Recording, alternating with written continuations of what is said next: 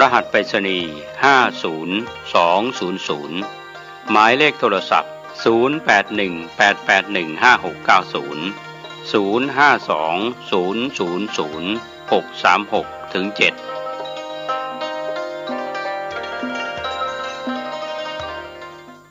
ข่าวสารเพื่อการประชาสัมพันธ์ก็มีความสนใจที่จะจัดทำหนังสือชุดความรู้เรื่องพระพรหมมงคลฝ่ายวิปัสสนาทองสิริมังคโลสาธารณบุคคลคุณภาพกับการเผยแผ่พระพุทธศาสนาก็จะมีการจัดพิมพ์ 2,500 เล่มภาษาไทย 2,000 เล่มภาษาอังกฤษ 500 เล่มท่านที่สนใจร่วมบุญบริจาคได้ที่บัญชีธนาคารกรุงไทยเลขที่บัญชี 5111714383 ชื่อบัญชีพระครูภาวนาโสภิตบุญญาวิสิทธิ์เมืองวงศ์ติดต่อสอบถามได้ที่พระครูภาวนาโสภิตฝ่ายปัจจนาดร.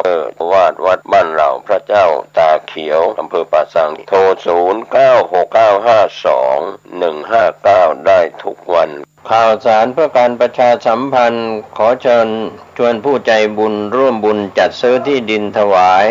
วัดกู่มาปินร้าง300 ปีบ้านป่าขุยหมู่ที่ 3 ตำบลสันปูเลยอำเภอดอยสะเก็ดจังหวัดเชียงใหม่เพื่อขยายพื้นที่วัดเพิ่มขึ้นเนื่องจากวัดมีพื้นที่น้อยจะทำการสร้างเป็นศาสนสถานที่ปฏิบัติธรรมสืบสานศาสนาต่อไปร่วมบุญได้ที่ธนาคารกรุงเทพเลขที่บัญชี772-015-2391ชื่อบัญชีวัดชัยสถานเพื่อบูรณะวัดกู่มะปินหรือร่วม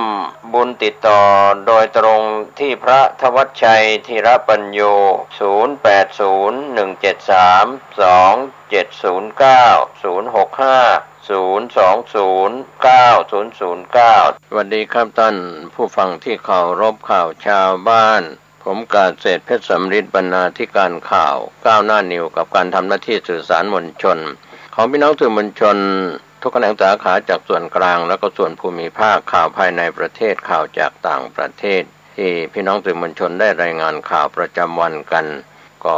เป็นกระจกเงาของสังคมประเทศไทยสังคมโลกครับที่มีเหตุการณ์ต่างๆที่เกิดขึ้นจะเป็นเหตุการณ์ดีเหตุการณ์ร้ายต่างๆก็เป็นธรรมดาของข่าวสารที่เกิดขึ้นประจำวันท่านที่อ่านหนังสือพิมพ์ออนไลน์คลิกเข้าไปที่ www.gawnawnews.com ก็เป็นส่วนที่ทางพี่น้องสื่อมวลชนทั้งสื่อไทยสื่อเทศรายงานข่าวประจำวันธรรมะก่อนข่าววันนี้ในส่วนของแง่คิดหลักธรรมที่เราเห็นความจริงใจไม่จริงใจก็จะออกมาเป็นนิสัยเป็นการแสดงออกทางจิตตชรูปทางจิตใจที่พูดออกมาอากัปกิริยาสีหน้าท่าทางเรียกว่าอาจจะเสแสร้งแกล้งทำได้แต่ความจริงใจก็จะปรากฏในภาพออกมาที่ว่ามีความจริงใจเสมอต้นเสมอปลายก็ตรงกันข้ามกับคนที่คดในข้องอในกระดูกก็เรียกว่าถ้ามีเรื่องของผลประโยชน์ก็จะพูดดีเสนอแนะหรือชมทั้งที่คนเหล่านั้นทำผิดต่อกฎหมายและศีลธรรมวัฒนธรรมก็เรียกว่าเรื่องของอามิสสินจ้างเสียเป็นส่วนใหญ่หรือค่าตอบแทนที่เป็นส่วนใหญ่ก็ขาดความจริงใจเรื่องของความถูกต้องตามทำนองครองธรรมตามกฎหมายของบ้านเมืองหรือความเหมาะสมในเรื่องของความประพฤติวันนี้สังคมที่ไหลลงไปสู่ที่ต่ำเพราะว่าอบายมุขปากทางแห่งความเสื่อมนั้นมีมากมายทั้งยาเสพติดสิ่งที่มอมเมาแล้วก็ในส่วนของคนต่างด้าวเท้าต่างแดนที่มาอาศัยทำมาหากินในประเทศของเราคือประเทศไทยมาอาศัยแผ่นดินไทยทำประโยชน์แล้วก็อาจจะมาทำลายไม่ใช่มาสร้างสรรค์ไม่ได้รักษาวัฒนธรรมของไทยประเพณีของไทยวันนี้ก็ฝากถึงบรรพบุรุษที่ตายแล้วตายอีกของวัดเรียกว่าบุรุษของคนชาติไทยที่มองเห็นวิญญาณด้วยดวงวิญญาณที่มองเห็นจะเป็นตาทิพย์หูทิพย์ของบรรพบุรุษก็สอดส่องดูแล ดังนั้นวันนี้การแปรผันเปลี่ยนแปลงของความประพฤติของชนในชาติอาจจะเปลี่ยนแปลงไปตามค่านิยมแรงเสียดทานจากต่างประเทศหรือไม่อย่างไรนั่นก็เป็นอีกเรื่องหนึ่งที่เราจะต้องดูแลตนเองคนในครอบครัวและลูกหลานของเราวันนี้ข่าวแรกที่เราได้รับรายงานกันเข้ามาก็เป็นส่วนหนึ่งที่ทางทีมข่าวได้รายงานกันว่ามาคงยันไปเชียร์ฝรั่งเศสถ้าเข้ารอบรองบอลโลกชี้ไม่ควรเอาการเมืองมายุ่งกับด้านกีฬาก็เป็นเรื่องราวข่าวทางด้านกีฬาที่ทางทีมข่าวได้รายงานกันในช่วงนี้ก็ถือว่าเป็นช่วงปลายที่การประชุมเอเปกจะสิ้นสุดลงมติชนออนไลน์ได้รายงานข่าวว่ามาคงยันว่าจะไปเชียร์ฝรั่งเศสถ้าเข้ารอบในส่วนที่โดยรอบรองบอลโลกชี้ไม่ควรเอาการเมืองไปยุ่งกับด้านกีฬาเอ็มมานูเอ็นมาครงประธานาธิบดีฝรั่งเศสออกมายืนยันแล้วว่าจะเดินทางไปร่วมให้กำลังใจทีมฟุตบอลทีมชาติฝรั่งเศสในฟุตบอลโลก 2022 ที่ประเทศกาตาร์ถ้าทีมตราไก่ผ่านเข้าถึงรอบรองชนะเลิศได้ถึงแม้จะมีหลายชาติที่ต่อต้านการเป็นเจ้าภาพของกาตาร์เนื่องจากมีการละเมิดสิทธิมนุษยชนในหลายเหตุการณ์ทั้งการใช้แรงงานในการสร้างสนามเกินความเหมาะสมจนมีผู้เสียชีวิตหลายพันรายรวมทั้งการมีกฎหมายลงโทษชาวรักร่วมเพศมาคงกล่าวตอนหนึ่งว่าระหว่างการร่วมประชุมความร่วมมือทางเศรษฐกิจในภูมิภาคเอเชียแปซิฟิกเอเปกของประเทศไทยช่วงนี้ว่าการทวงถามความเหมาะสมของการเป็นเจ้าภาพกีฬาอย่างโอลิมปิกหรือฟุตบอลโลกควรจะทำตอนที่ประเทศนั้นเพิ่งได้รับสิทธิเป็นเจ้าภาพและการแข่งขันกีฬาบางครั้งก็อยู่ในช่วงที่บางประเทศกำลังอยู่ในสภาวะสงครามแต่ก็ไม่ควรเอาเรื่องของการเมืองมาเกี่ยวกับการกีฬาครับก็เป็นเรื่องราวข่าวที่ผู้นำของฝรั่งเศสได้ให้การชี้แจงกับทีมข่าวต่างประเทศที่เดินทางมาสู่ประเทศไทยในช่วงการประชุมเอเปกของไทยก็มีเรื่องราวข่าวต่างประเทศจากจีนที่น่าสนใจที่เป็นข่าวคืบหน้าก็ได้เคยนำเสนอกันไปบ้างแล้วข่าวคืบหน้าเรื่องนี้ก็คงรายงานข่าวจากผู้จัดการออนไลน์ข่าวคืบหน้าอำเภอจีนระดมทหารผ่านศึกช่วยงานโรงงานหลังจากคนงานหลายหมื่นคนหลบหนีออกจากโรงงานการผลิตนะครับก็เป็นข่าวที่ทางทีมข่าวเราได้รายงานกันเป็นข่าวคืบหน้ามาถึงวันนี้ว่าอำเภอในจีนระดมพลังบุคลากรของกองทัพปลดปล่อยประชาชนที่เกษียณแล้วให้เข้าไปช่วยงานที่โรงงาน iPhone ที่ใหญ่ที่สุดของโลกของ Foxconn เทคโนโลยีกรุ๊ปซึ่งเป็นซัพพลายเออร์ของบริษัท Apple ก็เป็นการรายงานเมื่อวันอังคารที่ผ่านมาว่าสำนักงานกิจการทหารผ่านศึกในอำเภอฉางเกอซึ่งเป็นอำเภอที่มีประชากร 710,000 คนภายใต้การบริหารของเมืองซูชางในมณฑลเหอหนานได้โพสต์จดหมายบนแพลตฟอร์มโซเชียลมีเดียวีแชทว่าให้มีการชักชวนบุคลากรของกองทัพที่เกษียณแล้วเข้าร่วมงานในกระบวนการผลิตที่ศูนย์การผลิตที่โรงงานฟ็อกคอนในเมืองเจิ้งโจวมณฑลเหอหนานโดยเรียกร้องให้พวกเขาเข้าร่วมในส่วนที่ต้องการกำลังคนการเรียกร้องดังกล่าวเป็นส่วนหนึ่งของรณรงค์ทั่วทั้งมณฑลโดยหน่วยงานท้องถิ่น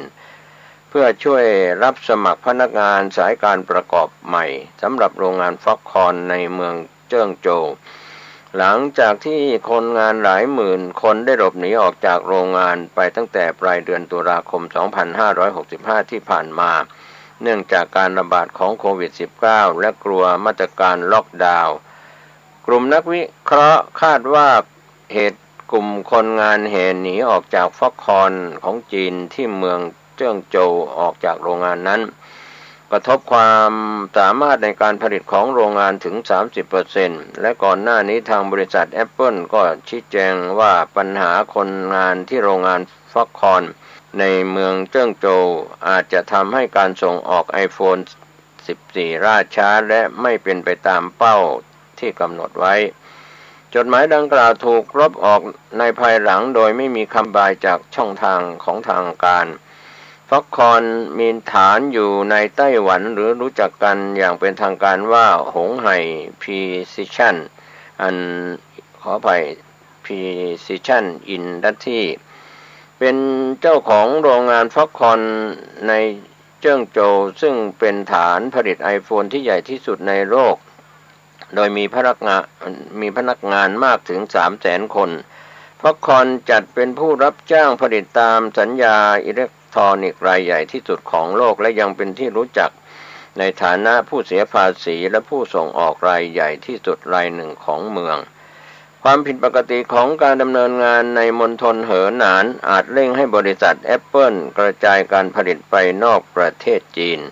ก่อนหน้านี้ฟ็อกคอนได้เพิ่มกำลังการผลิต iPhone เพิ่มเติมในโรงงานที่มีอยู่แล้วที่อินเดียซึ่งเป็นส่วนหนึ่งของการผลักดันให้มีการกระจายห่วงโซ่อุปทานไปยังนอกประเทศของจีนก็เป็นที่มาของข่าว South China Morning Post นะครับก็เป็นเรื่องราวข่าวที่เกิดขึ้นประจำวันนะครับท่านที่ติดตามข้อมูลข่าวสารในเรื่องข่าวที่เกี่ยวข้องกับข่าวการศึกษาในช่วงนี้นะครับเราเป็นข่าวภายในประเทศของไทยเราที่น่าสนใจจากผู้จัดการออนไลน์รายงานข่าวว่าองคมนตรีตรวจติดตามการดำเนินงานมหาวิทยาลัยราชภัฏบุรีรัมย์พร้อมรับฟังผลยกระดับคุณภาพการผลิตครู17 พฤศจิกายนที่ผ่านมาข่าวภูมิภาคของบุรีรัมย์พลเอกดาวพงษ์องคมนตรีลงพื้นที่ตรวจเยี่ยมและติดตามการดำเนินงานของมหาวิทยาลัยราชภัฏบุรีรัมย์พร้อมฟังบรรยายสรุปผลการยกระดับคุณภาพกระบวนการผลิตครูของมหาวิทยาลัยราชภัฏบุรีรัมย์ข่าวคืบหน้าพลเอกดาวพงษ์รัตนสุวรรณองคมนตรีได้เดินทางไปตรวจเยี่ยมและติดตามการดำเนินงานของมหาวิทยาลัยราชภัฏบุรีรัมย์พร้อมฟังบรรยายสรุปผลจากการยกระดับคุณภาพกระบวนการผลิตครูของคณะครุศาสตร์ก็มีเป้าหมายในการสร้างบัณฑิตครูฐานสมรรถนะที่พร้อมรองรับการเปลี่ยนแปลงในทุกบริบทด้านการศึกษาได้จัดทำแบบประเมินสมรรถนะของนักศึกษาครูที่สอดคล้องกับสมรรถนะที่คาดหวังวางแผนพัฒนาอาจารย์ให้มีประสบการณ์สอนในห้องเรียนจริงของโรงเรียนสาธิตเพื่อให้สามารถเชื่อมโยงความรู้เชิงทฤษฎีกับการเอาไปใช้ในสถานการณ์จริงทำให้สามารถถ่ายทอดสู่นักศึกษาครูได้อย่างมีประสิทธิภาพการรับฟังแนวคิดการยกระดับคุณภาพการศึกษามุ่งเน้นการสร้างบัณฑิตนักปฏิบัติของคณะต่างๆเพื่อตอบสนองความต้องการของตลาดแรงงานเช่นการผลิตและพัฒนาครูของคณะครุศาสตร์การยกระดับคุณภาพการศึกษาของคณะวิทยาศาสตร์คณะมนุษยศาสตร์และสังคมศาสตร์คณะวิทยาการจัดการคณะเทคโนโลยีการเกษตรคณะเทคโนโลยีอุตสาหกรรมและคณะพยาบาลศาสตร์ก็มีนายชัยวัฒน์จุลธิรพงศ์รองผู้ว่าราชการจังหวัดบุรีรัมย์รักษาราชการแทนผู้ว่าราชการจังหวัดบุรีรัมย์รองศาสตราจารย์มารินีจุโทปมาอธิการบดีมหาวิทยาลัยราชภัฏบุรีรัมย์คณะผู้บริหารให้การต้อนรับและนำเสนอผลการดำเนินงานนอกจากนี้ทางมหาวิทยาลัยราชภัฏบุรีรัมย์ได้นำเสนอแผนดำเนินโครงการพัฒนาด้วยกระบวนการวิศวกรสังคมในปีงบประมาณ 2565 ก็เป็นการจัดการเรียนรู้ข้ามศาสตร์แบบลงมือปฏิบัติจริงโดยใช้ชุมชนท้องถิ่นเป็นฐานมุ่งเน้นการสร้างนักศึกษาให้มีทักษะการคิดวิเคราะห์และทักษะสื่อสารองค์ความรู้เพื่อแก้ปัญหาตลอดจนการทำงานร่วมกับผู้อื่นโดยปราศจากข้อขัดแย้งและมีความคิดสร้างสรรค์ด้วยทักษะการสร้างนวัตกรรมทางสังคม พร้อมพูดคุยแลกเปลี่ยนแนวคิดการจัดกิจกรรมพัฒนาศักยภาพของนักศึกษามหาวิทยาลัยราชภัฏบุรีรัมย์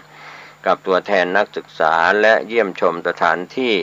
การจัดการเรียนการสอนของคณะครุศาสตร์ห้องปฏิบัติการสเต็มห้องปฏิบัติการสาขาวิชาการศึกษาปฐมวัยและห้องปฏิบัติการสอนแบบจุลภาคก็เป็นข่าวภูมิภาคจากบุรีรัมย์ที่ทางทีมข่าวเราได้รับรายงานกันเข้ามานะครับก็คงเกี่ยวข้องกับข่าวทางมหาวิทยาลัยราชภัฏบุรีรัมย์มีความคืบหน้าโดยองคมนตรีไปตรวจเยี่ยมในพื้นที่ในเรื่องราวข่าวต่างๆที่เกิดขึ้นก็คงเกี่ยวข้องกับเรื่องของการประชุมเอเปกของประเทศไทยการเป็นเจ้าภาพที่ดีโดยบิ๊กตู่หารือนายกรัฐมนตรีของญี่ปุ่นยกระดับความสัมพันธ์สู่การเป็นหุ้นส่วนทางยุทธศาสตร์อย่างรอบด้านผู้จัดการขออภัยมติชนออนไลน์รายงาน17พฤศจิกายนที่ผ่านมาบิ๊กตู่หารือนายกรัฐมนตรีของญี่ปุ่นยกระดับความสัมพันธ์สู่การเป็นหุ้นส่วนทางยุทธศาสตร์รอบด้านที่ทำเนียบรัฐบาลพลเอกประยุทธ์จันทร์โอชานายกรัฐมนตรีและรัฐมนตรีว่าการกระทรวงกลาโหมหารือกับนายฟูมิโอะคิชิดะนายกรัฐมนตรีญี่ปุ่นในโอกาสเยือนไทยเพื่อเข้าร่วมประชุมผู้นำเขตเศรษฐกิจเอเปกเพื่อกระชับความสัมพันธ์อย่างรอบด้านรวมทั้งแลกเปลี่ยนและสานต่อผลการหารือระหว่างนายกรัฐมนตรีของไทยกับนายกรัฐมนตรีญี่ปุ่นก็โดยนายกรัฐมนตรีของไทยกล่าวยินดีที่ได้พบปะหารือและให้การต้อนรับนายกรัฐมนตรีของญี่ปุ่นและภรรยาในโอกาสเดินทางมาประเทศไทยเข้าร่วมการประชุมผู้นำเขตเศรษฐกิจเอเปกโดยไทยยินดีกับพลวัตทางความสัมพันธ์ที่ก้าวหน้ามาอย่างต่อเนื่องรวมถึงการกลับมาดำเนินกิจกรรมและการไปมาหาสู่ระหว่างประชาชนทางด้านนายกรัฐมนต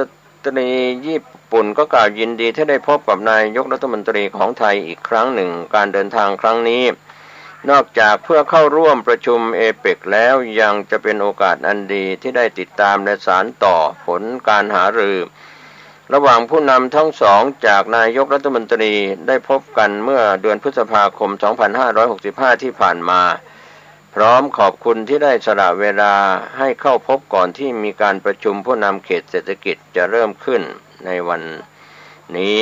โดยผู้นำทั้งสองได้หารือในประเด็นต่างๆโดยผู้นำทั้งสองต่างยินดีในโอกาสครบรอบ135 ปีของการสถาปนาความสัมพันธ์ทางการทูตระหว่างไทยกับญี่ปุ่นในปีนี้และครบรอบ10 ปีของความสัมพันธ์หุ้นส่วนยุทธศาสตร์โดยไทยและญี่ปุ่นยังได้ยืนยันความพร้อมที่จะร่วมมือกันเพื่อพัฒนาหุ้นส่วนทางยุทธศาสตร์อย่างรอบด้านอย่างเป็นรูปธรรมมากยิ่งขึ้นในอนาคตเพื่อผลประโยชน์ร่วมกันของทั้งสองประเทศประชาชนและภูมิภาคในการลงนามและประกาศใช้แผนปฏิบัติการร่วมว่าด้วยหุ้นส่วนทางยุทธศาสตร์ด้านเศรษฐกิจไทยถึงญี่ปุ่นในระยะ5 ปีจะยิ่งช่วยสนับสนุนการพัฒนาหุ้นส่วนทางยุทธศาสตร์อย่างรอบด้านต่อไปด้านความร่วมมือทางเศรษฐกิจไทยและญี่ปุ่นยินดีที่มีความร่วมมือทางเศรษฐกิจระหว่างกันมีการพัฒนาการอย่างต่อเนื่องโดยนายกรัฐมนตรี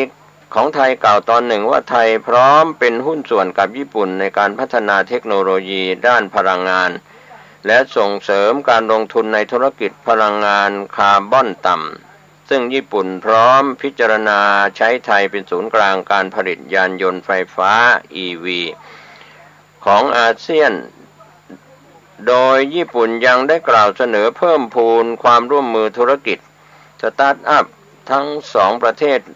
โดยนายกรัฐมนตรีของไทยได้ขอให้ญี่ปุ่นพิจารณาขยายการจัดตั้งสถาบันโคเซ็นในไทยเพิ่มเติมถือเป็นการลงทุนด้านทรัพยากรมนุษย์ในระยะยาวก็เชื่อมั่นว่าทรัพยากรมนุษย์เหล่านี้จะเป็นกำลังสำคัญในภาคอุตสาหกรรมที่สร้างประโยชน์ให้กับไทยและญี่ปุ่นต่อไปนะครับข่าวคืบหน้าจะได้รายงาน ในความร่วมมือระหว่างไทยกับญี่ปุ่นซึ่งทางด้านพลังงานไทยกับญี่ปุ่นนั้นมีความร่วมมือในการพัฒนาเทคโนโลยีด้านพลังงานที่ทันสมัยและส่งเสริมการลงทุนในธุรกิจพลังงานคาร์บอนต่ำร่วมกันผ่านข้อเสนอความร่วมมือด้านพลังงานระหว่างไทยกับญี่ปุ่นและภายใต้ข้อที่เริ่มของญี่ปุ่นสอดคล้องกับโมเดลเศรษฐกิจ BCG ของไทยนายกรัฐมนตรีของไทยแสดงความยินดีกับการเป็นเจ้าภาพในส่วนงานเอ็กโป 2025 ที่โอซาก้าของญี่ปุ่นนะครับที่จะมีขึ้นพร้อมสนับสนุนจัดงานอย่างเต็มรูปแบบเชื่อมั่นว่างานจะประสบความสำเร็จอย่างดีโดยไทยหวังจะได้รับการสนับสนุนจากญี่ปุ่นในการเป็นเจ้าภาพจัดงานเอ็กโปวาระพิเศษ 2028 ที่จังหวัดภูเก็ตเช่นกันก็เชื่อมั่นว่าจะเป็นเวทีให้นานาประเทศนำเสนอทางออกและแลกเปลี่ยนความร่วมมือสู่ความยั่งยืนความร่วมมือด้านความมั่นคงยินดีที่ไทยและญี่ปุ่นมีความร่วมมือด้านการทหารและการป้องกันประเทศอย่างใกล้ชิดเพื่อตอบสนองต่อความท้าทายด้านความมั่นคงรูปแบบต่างๆทั้งสองฝ่ายยัง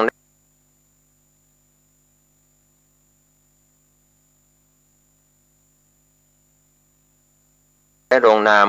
ความตกลงว่าด้วยการมอบโอนยุทโธปกรณ์และเทคโนโลยีป้องกันประเทศ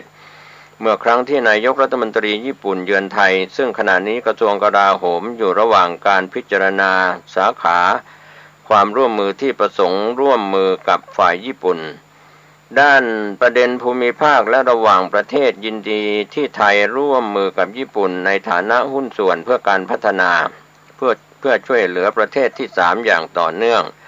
ไทยก็พร้อมสานต่อความร่วมมือกับญี่ปุ่นในสาขาที่ทั้งสองฝ่ายมีความเชี่ยวชาญและเป็นที่ต้องการของประเทศผู้รับเฉพาะอย่างยิ่งประเทศอนุภูมิภาคลุ่มน้ำโขงโดยนายกรัฐมนตรีของไทยได้กล่าวชื่นชมบทบาทที่แข็งขันในการเป็นหุ้นส่วนเพื่อการพัฒนาในอนุภูมิภาคลุ่มน้ำโขงของญี่ปุ่นและไทยในฐานะประเทศผู้ประสานงานความสัมพันธ์อาเซียนญี่ปุ่นเพราะมีบทบาทอย่างแข็งเพื่อให้ความร่วมมือและกิจกรรมต่างๆบรรลุผลสำเร็จอย่างเป็นรูปธรรมในช่วงท้ายนายกรัฐมนตรีของไทยและญี่ปุ่นก็ได้ร่วมกันในการแสดงความยินดีทั้งสองประเทศมีการหารือกันจนมีผลเป็นรูปธรรมหลายๆด้านก็สามารถพัฒนาและยกระดับความสัมพันธ์สู่การเป็นหุ้นส่วนทาง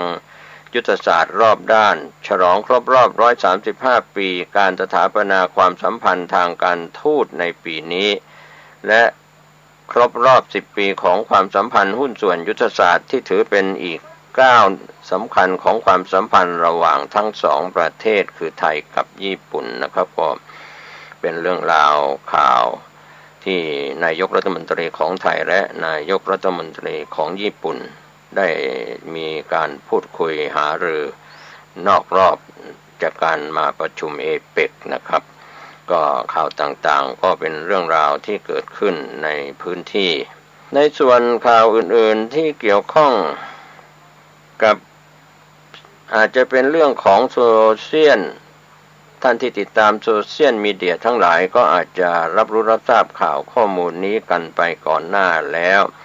ก็มีข่าวคืบหน้าที่ทางทีมข่าวอาชญากรรมได้รายงานเพจดังแชร์ภาพข้าวกล่องตำรวจอัปเกรดใหม่ใช้ไรกว่าเดิมหลังมีดราม่าสนั่นโซเชียล17 พฤศจิกายนที่ผ่านมากองอำนวยการร่วมสั่งปรับปรุงคุณภาพอาหารตำรวจดูแลเอเปกหลังเกิดประเด็นดราม่านั่นสนั่นโซเชียลล่าสุดเพจดังแห่แชร์ภาพข้าวกล่องผ่านการอัปเดตเป็นบรรยากาศ17 พฤศจิกายนที่ผ่านมากองอำนวยการร่วมรักษาความปลอดภัยและการจราจรการประชุมเอเปก 2565 ผู้สื่อข่าวได้รายงานว่าจากกรณีที่สื่อสังคมออนไลน์วิพากษ์วิจารณ์ตำรวจชุดปฏิบัติหน้าที่อารักขาบุคคลสำคัญที่มาปฏิบัติหน้าที่เป็นภารกิจรักษาความปลอดภัยในการประชุมผู้นำเขตเศรษฐกิจเอเปก 2022 นั่งรับประทานอาหารกล่องกับพื้นในแง่มุมต่างๆสื่อถึงภาพลบ ที่ไม่เหมาะสมเรื่องสวัสดิการของเจ้าหน้าที่ตำรวจดังกล่าวมีรายงานเพิ่มเติมว่ากองอำนวยการร่วมรักษาความปลอดภัยและการจราจรการประชุมเอเปก 2565 ได้เข้าไปตรวจสอบกรณีดังกล่าวพร้อมเปิดรับคำแนะนำเรื่องอาหารของตำรวจในภารกิจเอเปกโดยได้ประสานงานกับกองอำนวยการร่วมทุกหน่วยเพื่อรับฟังและปรับปรุงคุณภาพอาหารทันทีล่าสุดเพจก็ได้เป็นกระบอกเสียงของตำรวจชั้นผู้น้อยได้เผยแพร่ภาพข้าวกล่องของตำรวจหน่วยต่างๆที่ผ่านการปรับปรุงแก้ไขคุณภาพและปริมาณเรียกเสียงชื่นชมจากข้าราชการตำรวจที่เกี่ยวข้องต่างเข้ามาคอมเมนต์กันอย่างคึกคักบางส่วนก็ยังขอบคุณผู้บังคับบัญชาที่เข้าใจและปรับปรุงแก้ไขให้ดีขึ้นก็เป็นข่าวภาพข่าวอาหารกล่องที่ปรับปรุงเปลี่ยนแปลงให้กับเจ้าหน้าที่ตำรวจที่ในช่วงของการดูแลรักษาความปลอดภัยในการประชุมเอเปกของหลายประเทศที่ประเทศไทยเราเป็นเจ้าภาพในช่วงนี้ก็ใกล้จะสิ้นสุดลงในเรื่องราวข่าวต่างๆที่เกี่ยวข้องก็ข่าวธุรกิจนั้นเป็นข่าวที่น่าสนใจสำหรับไทยที่ทีมข่าวได้รายงานกันเข้ามาจากกรุงเทพธุรกิจออนไลน์ถึงข่าวธุรกิจไทยแอร์เอเชียบินตรงเชียงใหม่ถึงสิงคโปร์1 กุมภาพันธ์ 2566ในปีหน้าอัดโปร 3,390 บาทต่อเที่ยวไทยแอร์เอเชียตอกย้ำแผนขยายฮับบินเชียงใหม่เปิดเส้นทางบินตรงใหม่เชียงใหม่ถึงสิงคโปร์เริ่มบิน1 กุมภาพันธ์ 2566ก็ในปีหน้าจัดโปรโมชั่นราคาตั๋วบินเริ่มต้น 3,390 บาทต่อเที่ยวพร้อมเพิ่มฝูงบินเป็น4 ลำรองรับการเติบโตในเดือนธันวาคมนี้ในการท่องเที่ยวไฮซีซั่นกลับมาคึกคักอีกครั้งหนึ่งสายการบินไทยแอร์เอเชียเปิดเส้นทางเพิ่มบินเชียงใหม่ถึงสิงคโปร์4 เที่ยวบินต่อสัปดาห์บินตรงทุกวันจันทร์พุธศุกร์อาทิตย์เริ่มบิน1 กุมภาพันธ์ 2566นี้ก็ตอกย้ำแผนการขยายเครือข่ายบินตรงเส้นทางระหว่างประเทศสู่ฐานปฏิบัติการนอกกรุงเทพเพิ่มโอกาสการท่องเที่ยวเดินทางโดยฐานปฏิบัติการบินเชียงใหม่ถือว่าเป็นปลายทางยอดนิยมและได้รับการตอบรับอย่างดีในเส้นทางภายในประเทศและระหว่างประเทศพร้อมฝูงบินเป็น4 ลำรองรับการเติบโตในเดือนธันวาคมที่จะถึงนี้ทางด้านนายสันติสุขคล่องใช้ยาประธานเจ้าหน้าที่บริหารสายการบินไทยแอร์เอเชียกล่าวตอนหนึ่งว่าช่วงปลายปีนี้ถือว่าเป็นฤดูกาลท่องเที่ยวสำคัญแอร์เอเชียจึงวางแผนเปิดเส้นทางบินใหม่ต่อเนื่องโดยเฉพาะเส้นทางระหว่างประเทศที่ช่วยกันกระตุ้นเศรษฐกิจการเดินทางท่องเที่ยวอย่างดีเส้นทางบินล่าสุดก็เชียงใหม่ถึงสิงคโปร์ที่เราพร้อมเปิดให้บริการจะทำให้แอร์เอเชียมีเส้นทางบินเชื่อมต่อสิงคโปร์กับไทยที่หลากหลายทั่วทุกภูมิภาคกล่าวคือก็กรุงเทพดอนเมืองถึงสิงคโปร์3 เที่ยวบินต่อวันภูเก็ตถึงสิงคโปร์1 เที่ยวบินต่อวันและเชียงใหม่ถึงสิงคโปร์4 เที่ยวบินต่อสัปดาห์สิงคโปร์เป็นประเทศที่ครบถ้วนด้านการท่องเที่ยวและเป็นปลายทางยอดนิยมที่มีอัตราขนส่งผู้โดยสารสูงตลอดปีการเปิดบินตรงเชียงใหม่ถึงสิงคโปร์ก็เป็นโอกาสสำคัญที่ทำให้คนเชียงใหม่และจังหวัดใกล้เคียงสามารถบินตรงได้สะดวกราคาประหยัดในขณะเดียวกันก็เป็นโอกาสดึงนักท่องเที่ยวจากสิงคโปร์ที่มีความหลากหลายและมีกำลังซื้อเชื่อมต่อมาเชียงใหม่ได้กระตุ้นเศรษฐกิจร่วมกันในโอกาสเปิดเส้นทางบินใหม่เชียงใหม่สิงคโปร์แอร์เอเชียจึงพร้อมจัดโปรโมชั่นสิงคโปร์สีสันใหม่ไม่เคยหมดราคาแอร์เอเชีย 3,390 บาทต่อเที่ยวราคาบุคคลทั่วไป 3,430 บาทต่อเที่ยว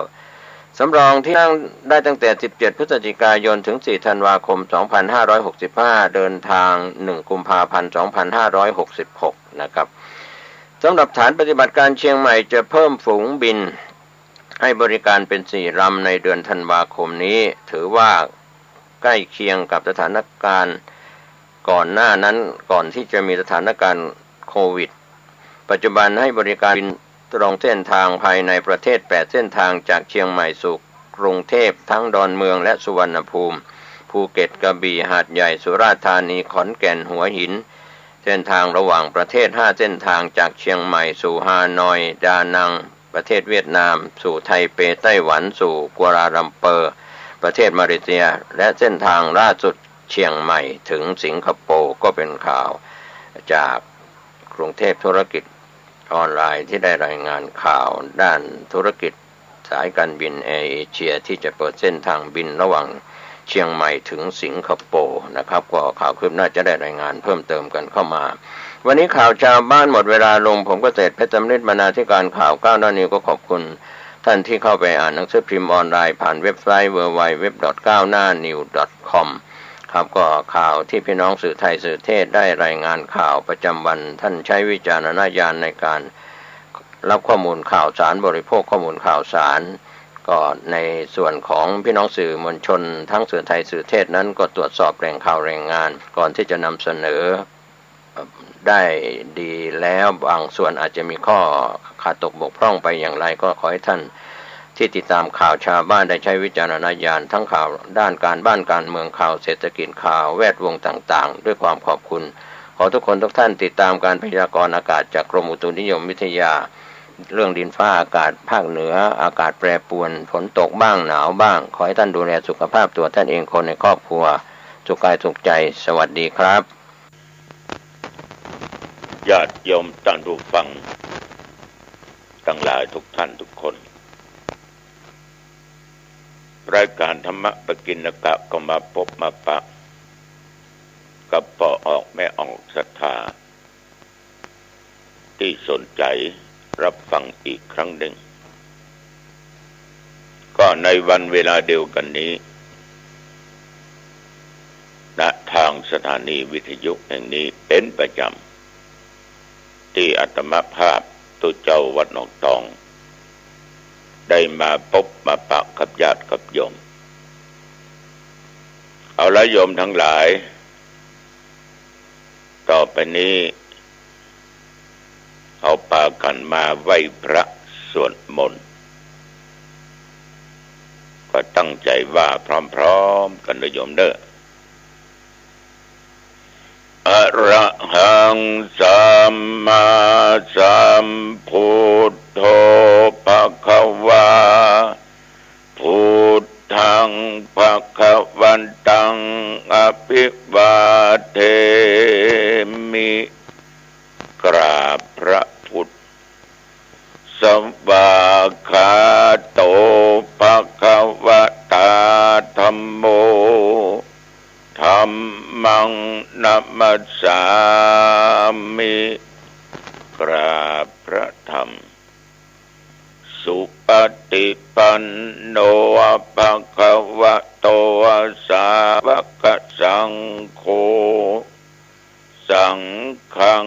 นะมามิกราบพระสงฆ์ต่อไปกล่าวกรรมสการนะโมตัสสะภะคะวะโตอะระหะโตสัมมาสัมพุทธัสสะนะโมตัสสะภะคะวะโตอะระหะโตสัมมาสัมพุทธัสสะนะโมตัสสะภะคะวะโตอะระหะโตสัมมาสัมพุทธัสสะพุทธังสรณังคัจฉามิธัมมังสรณังคัจฉามิสังฆังสรณังคัจฉามิตุติยัมปิพุทธังสรณังคัจฉามิทุติยัมปิธัมมังสรณังคัจฉามิทุติยัมปิสังฆังสรณังคัจฉามิตติยัมปิพุทธังสร นังคัจฉามิตาติยัมปิธัมมังสรณังคัจฉามิตาติยัมปิสังฆังสรณังคัจฉามิกรมอุตุได้ประกาศว่าตั้งแต่เมื่อตะวันวามา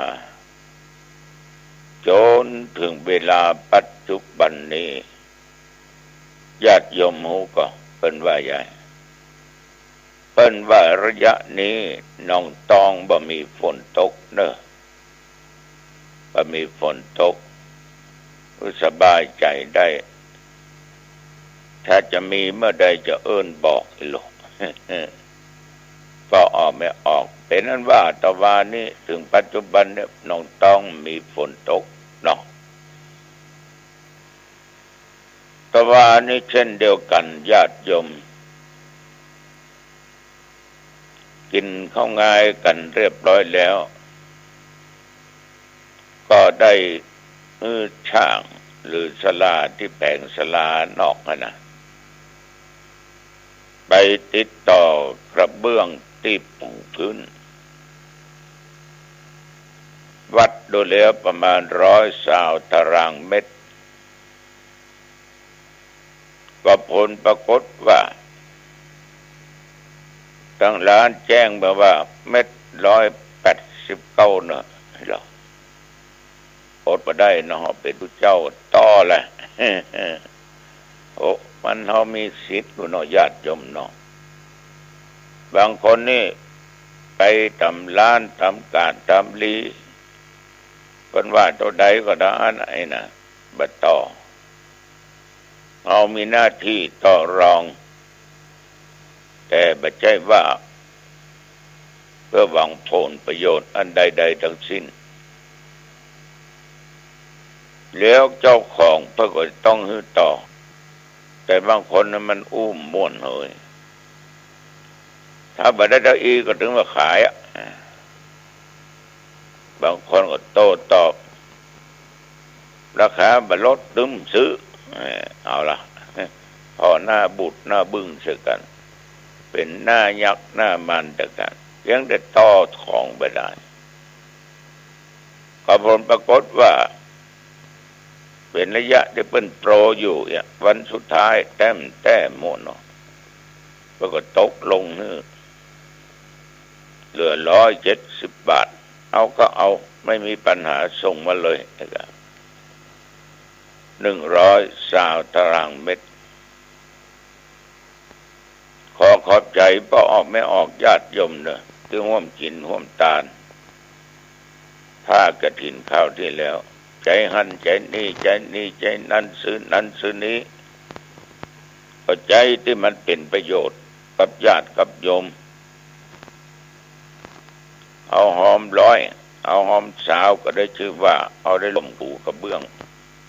แปลงศาลาก็ผลปรากฏว่าตกเย็นมาเข้ากระเบื้องมันส่งก็เลยออก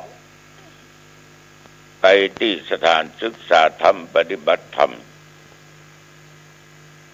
ศาลาเขาก็เตนั่งร้าน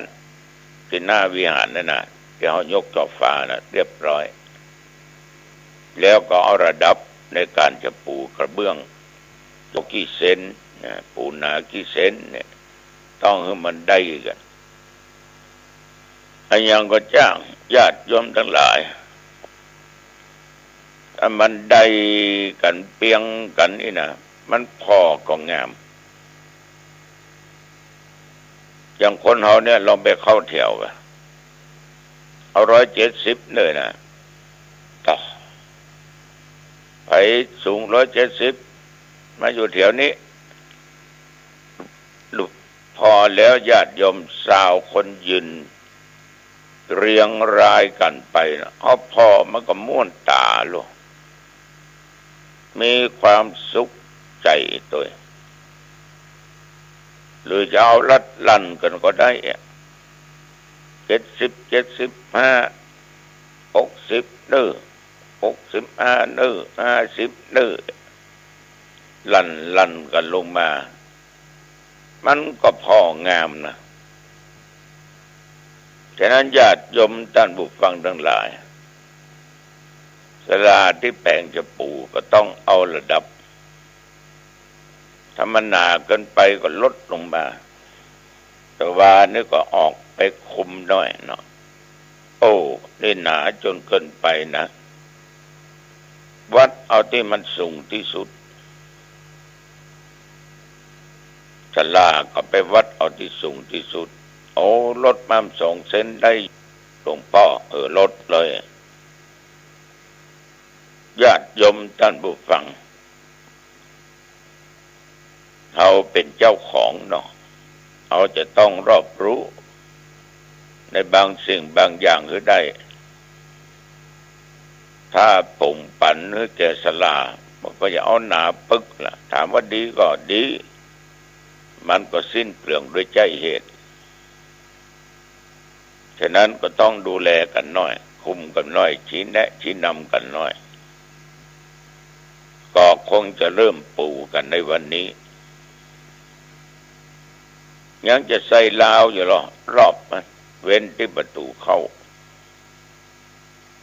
ก็ออกไม่ออกญาติโยมตะวันนี้ก็ได้ไปดูดังที่กล่าวกินเขาง่ายแล้วแต่ว่าไปไหนทุกเจ้านอนหลับกะใครว่าสักเตือเมาเอาทุกเจ้านอนหลับดีกับตุเขาการก็บ่ต้องยะบ่ต้องทำเปิ้นมาตานขันเข้าตานนี่หยังก็ปานป้อนเดี๋ยวก็เรียบร้อยผมเขาคนบ้านนี่ตุกเอ็มตายหิมยังยักการแดดกะฝนกะลมกะกันอยู่ฮะนะแต่ท่านทั้งหลายกินแล้วก็นอนหลับลุกมาก็กินธัมโมวสังโฆเหตุอมีอย่างอันน่ะยิ่งตุจัดหนองตองไม่มีเลยนอกจากมันกัดหลังกัดเอวเหยียดเนี่ยสกรรมนั่นเป็นธรรมดาแต่นี่ญาติโยมบางครั้งบางคนไปวัดไปว่าตาสวกตาแซ่อย่างผีเบ้าโบ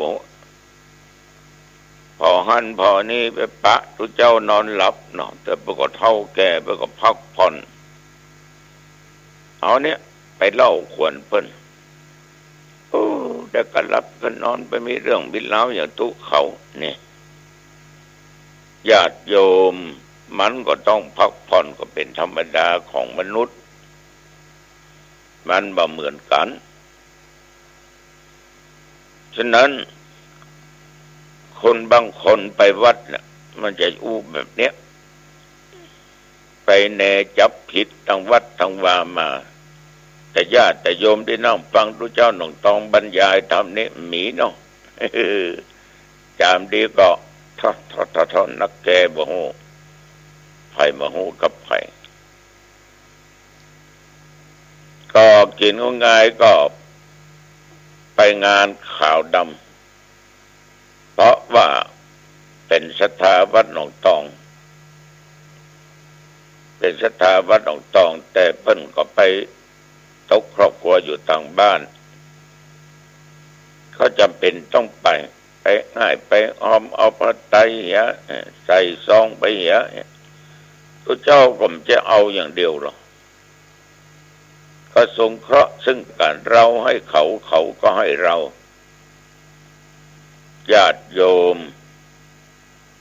ไปถึงเวลาพอสมควรเปิ้นก็ไหว้พระ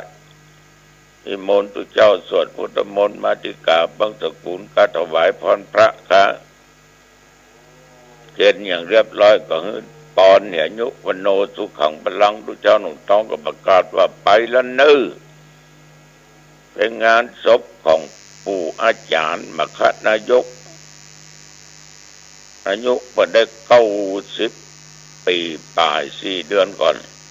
เพิ่นเป็นถึงประธานผู้สูงอายุประธานอสม.เป็นถึงสารวัตรคำนังเป็นถึงผู้ใหญ่บ้าน เป็นอุบาสกดีของผู้เจ้าของพระพุทธศาสนาเพิ่นชอบกินชอบทานเจริญเมตตาภาวนาฟังเทศน์ฟังธรรมดูแล้วเขาเล่าให้ฟังแล้วก็คนเฒ่าเนี่ยเป็นคนวัดคนวาแต่แล้วก็เคยพบ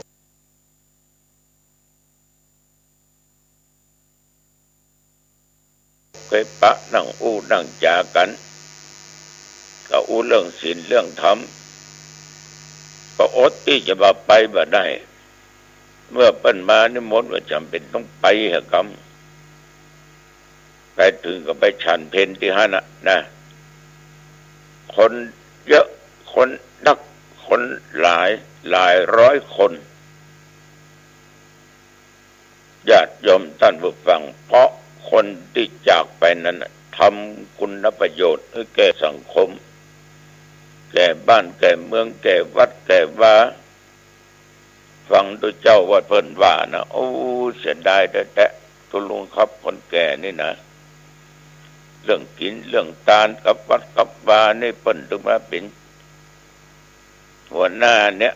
จัดเรื่องกินเรื่องทาน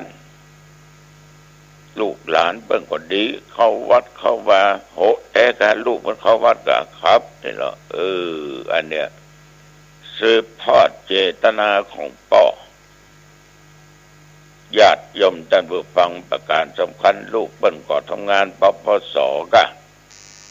หน่วยปราบปรามยาเสพติดนี่นะเมื่อคืนก็ปากันว่าจัดนักเมื่อวันก็ปากันว่าจัดหลายก็เรียกว่าทั้งสองนี่ก็จำเป็นต้องไปพอออกไม่ออกญาติโยมเอาเรามานึกดูว่าวันหนึ่งเนี่ยมันผ่านไปเอาใจมันผ่านไปโดยไร้ค่าโดยเปล่ากะหรือว่าเราจะต้องทำอะไรอย่างสักอย่างมันเป็นประโยชน์นะต่อตัวเองและต่อสังคมต่อส่วนรวมญาติโยมมันก็มาง่ายการงานใดมีการบ้านการจองซักผ้าซักครัวรดน้ำดอกรดน้ำต้นไม้กาหรือทำนั้นทำนี้บางเวลาผ่านไปโดยเปล่าประโยชน์ฉะนั้นเอาก็ลองมานึกดูดีๆว่าวันหนึ่งอีกอย่างหนึ่งเขาก็ต้องมาเสียเวลากับการเป็นทุกข์เกี่ยวกับเรื่องของขันธ์ทั้งห้ารูปเวทนาสัญญาสังขารและวิญญาณตื่นขึ้นมาโยมทั้งหลายเหมือนตัวเจ้าจะมานั่งบรรยายธรรมะตื่นปุ๊บต้องเข้าห้องน้ำปุ๊บปัสสาวะปุ๊บล้างหน้าล้างตาแปรงฟันล้างหน้าล้างตาแปรงฟันถ้าไปล้างหน้าล้างตาไม่ใช่ไปเป่งอย่างกับบุบมรกะเนาะแปรงฟันเนี่ยดื่มน้ำเนี่ยทั้งที่ก่อนที่เขาจะนอนนั่นน่ะหรือตอนเย็นตอนค่ำเขาอาบน้ำอาบท่าเขาก็แปรงฟันแล้วนะตื่นมาแม่เจ้าก็แปรงซ้ำเข้าไปแถมกินข้าวแรงแล้วก็แปรงแถมก่อนนอนก็แปรงแถมก็ออกไม่ออกญาติโยมถ้าแบบแปรงฟันแบบทำความสะอาดเหม็นนะเหมาะอย่างเหม็นตึงมันสปะหน่ออาหารเป็นผลหมากรากไม้เป็นพืชผลเป็นเนื้อเป็นอย่างเข้าไปให้หมดลงมันเหมือนโม่เนาะเข้าไปก็เคี้ยวมันก็โม่กันญาติโยมมันก็ติดตามช่องว่างพ พอมีก็ของเก่าเนาะมันมีก้าของเก่าหรออยู่ในปากอะไรอย่างก็ลงนะเผ็ดมันเค็มเปรี้ยวหวานลงหมดถ้าว่าทำความสะอาดมันเนี่ยเป็นหึ่งว่าอย่างบางท่านบางคนนี่ก็ไปนั่งโอ้ไผ่พมได้คนนั่งใกล้จะบอกว่าพอห้าญาติโยมขนาดเชี่ยวนะมันยังเหม็นเนาะอาบน้ำทำบะอาบไปชำระร่างกายเหงื่อใครไหลออกมาร้องก็เถอะญาติโยมวันเดียวได้มีกลิ่นล่ะ2 วันสมัย3 วันสัมปทธโมสังโฆตัวเนี่ยมันดื่มสะอาดถึงสาบตึงเขาก็ถึงเป็นทุกข์กันมานะสิ่งเหล่านี้นะอย่างตัวเจ้าวัดหนองตองญาติโยมทั้งหลายแปรงร้อยล้างหน้าเรียบร้อยมาออกรายการมาไหว้พระสวดมนต์ออกรายการจบอ่านหนังสือกะอัดเทปกะได้สักคำต้องไปเอาของเก่าออกไปเดี๋ยวปู่เจ้าของใหม่ก็มาทดแทนที่นี่อย่างก็ต้องไปปัสสาวะแถมไปอุจจาระแถมเป็นทุกข์กับเอาของเก่าออกมาเนี่ยจ้ะออกมาแล้วก็ต้องจัดการ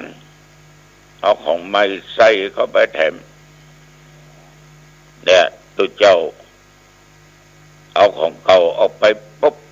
ได้สักบึ้นสักเมื่อน้องชายเอานมเอ็มชัวมาให้ฉัน1 แก้วจะละอ่อนน้อยนะกล้วยไต้ครึ่งสุกครึ่งดิบ1 แก่นกาแฟดำ1 แก้วขนมปัง1 แผ่นถึง 2 แผ่นไข่ลวกแก่นดูก็ออกเนี่ยนะเก็บยัดเข้าไปให้ละเอียดญาติโยมมันก็เข้าออกถ้ามันออกว่าเข้าเอาไว้ตายหมอเขานักลงไปถ้ามันบ่ออกกัดอึกยืดตายเหมือนกันนะเนาะแต่เขาก็มาเป็นทุกข์กับมันแต่เนิ่นถึงวันเสื้อผ้าที่เขานุ่งแบบว่าโยมและธรรมาภาพเนี่ยธรรมาใส่ผ้าสบงใส่ผ้าอังสะไปในห่มจีวรนี่นะนุ่งมาวันนี้อย่างต่อว่าไปงานส่งงานต้องละ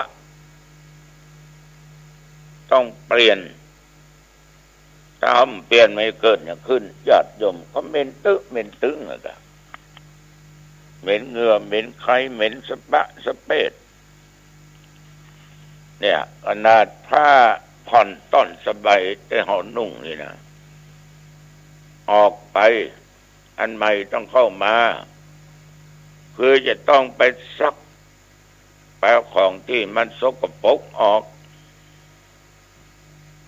มันเกิดเรื่องการอยู่อย่างเงี้ยตลอดเวลาในชีวิตของคนเฮาหรือพอออกไม่ออกเปลี่ยนก็ได้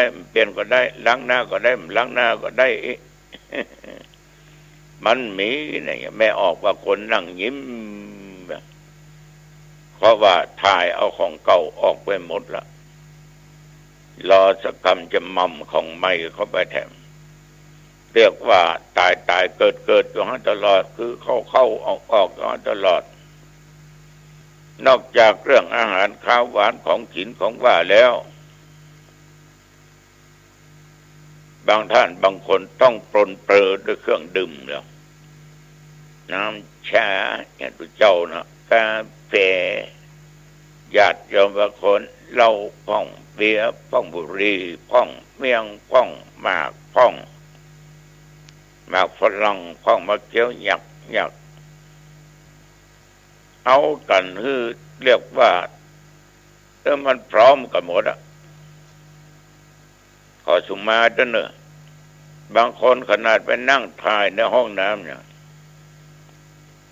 ญาติโยมยังเป็นตุ๊กเอาโทรศัพท์เข้าไปเนี่ยนั่งเล่นเกมในห้องน้ำไลน์ในห้องน้ำไลน์แจ้งอันนั้นอันนี้แก่คนนั้นคนนี้โทรคนนั้นคนนี้คนอยู่ห้องน้ำโทรเนี่ยนะเสียงมันเหมือนเปิ้นรุ่นเนาะญาติโยมมันก็มีสุขเหลือเกินแล้วเขาว่าเพราะเหตุใดตัวเจ้าถึงอู้หลายเตือละโทรศัพท์อู้ตอยตั้งลุ่มก็ออกตอยปุ๋มปุ๋มเต็มจุ๋มเจ็มจุ๋มเจ็มเนาะตั้งลุ่มก็ออกตอยตั้งบนก็ยิ้มตอยบางคนอู้กับเพื่อนกับฝูงใครหัวคิกๆคอกอาทายมันก็มีความสุขนะขนาดนั่งอยู่ในห้องน้ำนะบางคนนี่เผลอไปเผลอมาอู้ถ่ายพอสุดโอ้ได้ถึง30-40 นาทีเกือบชั่วโมงฉะนั้นศรัทธาสาธุชนพุทธเจ้าท่านถึงตัดไว้ว่าขันธ์เนี่ยรูปเวทนาสัญญาสังขารและวิญญาณเนี่ยที่เขาเรียกกันว่าเบญจขันธ์มันเอาแบ่งกันเป็นกองเป็นกองเป็นก้อนเป็นก้อนเป็นแห้งไปแล้ว5 แห้งก่อนแต่ละขันธ์นะแต่ละแท่งนะก็ว่าจะเป็นรูปขันธ์เวทนาขันธ์สัญญาขันธ์สังขารขันธ์วิญญาณขันธ์ขันธ์แต่ละขันธ์ว่าจะเป็นอะไรก็ตามแต่ญาติโยมเขาจะต้องบริหารมันทุกขันธ์ทุกวันทุกเวลาต้องรักษามันให้ได้ถ้าเขารักษามันปล่อยขันธ์ลุละเละนะโอ้เป็นทุกข์เน้อตายเน้อบอกให้ถ้าขันธ์กองไหนกองใดมันบังคับเคลื่อนมันหยุดมันสต็อป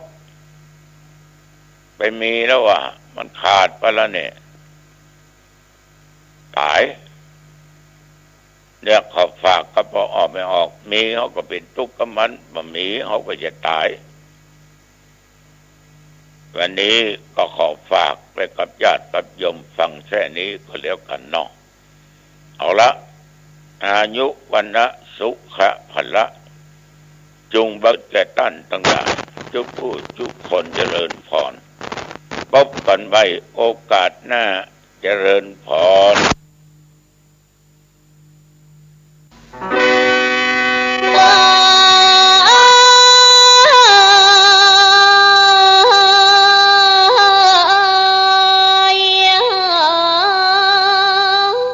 ประเทศไทยจะดำรงคงอยู่ได้เพราะในอดีตชาติไทยมีคนเก่งหากคนไทยสิ้นเหี้ยมเหลี่ยมนักเลงจะร้องเพลงชาติไทยให้ใครฟังขอบอกบุญหนุนสถิตลูกนิมิตคือเครื่องหมายอันใหญ่ยิ่งขอเชิญพุทธศาสนิกชนทุกท่านมาร่วมงานบุญปิดทองตัดหวายฝังลูกนิมิตผูกพระธาตุสีมาอุโบสถวัดจันทร์เป็นงานบุญวัดแรกครั้งแรกในอำเภอกัลยาณวัฒนาในวันที่ 8 ธันวาคม 2565 ท่านสามารถร่วมบุญได้ดังนี้สั่งจองดับตัดหวายลูกนิมิตตั้งแต่500 บาทขึ้นไปรับเป็นเจ้าภาพโรงทานถวายพระภิกษุสงฆ์และผู้มาร่วมงานรับเป็นเจ้าภาพสังฆทานถวายพระสงฆ์ชุดละ 3,000 บาทติดต่อสอบถามได้ที่พระครูจันทรกิจจารักษ์วัดจันทร์โทรศัพท์ 087-186-7066 หรือทักถามได้ที่ Facebook วัดจันทร์ดอยปาโสน ชิญทุกท่านมาร่วมงานบุญครั้งแรกวัดแรกในอำเภอกาฬยาณิวัฒนาจังหวัดเชียงใหม่พลาดไม่ได้เด็ดขาดนะคะ งานแพรวพันธุ์พระสวรรค์หุ่มศิลา 30 พฤศจิกายน 2565 ยกบุญยกบารมี ยกฐานะ หนุนดวงชะตา ยกชีวิตสู่ความเจริญ ร่วมบุญ ครั้งสำคัญครั้งเดียวเท่านั้น ยกช่อฟ้า ยกยอดฉัตรมณฑปจตุรมุขพ่อขุนหลวงวิลังคะ วัดสันทราย อำเภอชัยปราการ จังหวัดเชียงใหม่ กองบุญละ9 บาท หรือตามกำลังศรัทธา ผ่านธนาคารกรุงไทย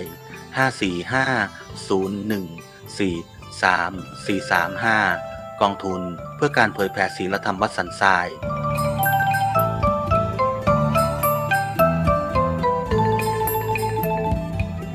ข่าวสารเพื่อการประชาสัมพันธ์ขอเชิญชวนผู้ใจบุญร่วมบุญจัดซื้อที่ดินถวาย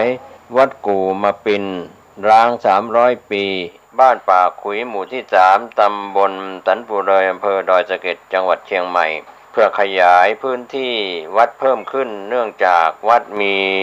พื้นที่น้อยจะทำการสร้างเป็นศาสนสถ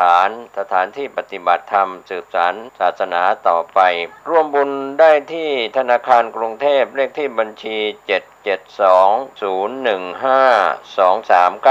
772-015-2391 ชื่อบัญชีวัดชัยสถานเพื่อบูรณะวัดกู่มาปินหรือร่วม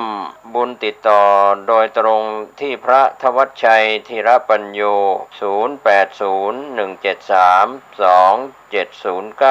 065-020-9009 ข่าวสารเพื่อการประชาสัมพันธ์ก็มีความสนใจที่จะจัดทำหนังสือชุดความรู้เรื่องพระพรหมมงคลฝ่ายวิปัสสนาทองสิริมังคโรศาสนบุคคลคุณภาพกับการเผยแผ่พระพุทธศาสนาก็จะมีการจัดพิมพ์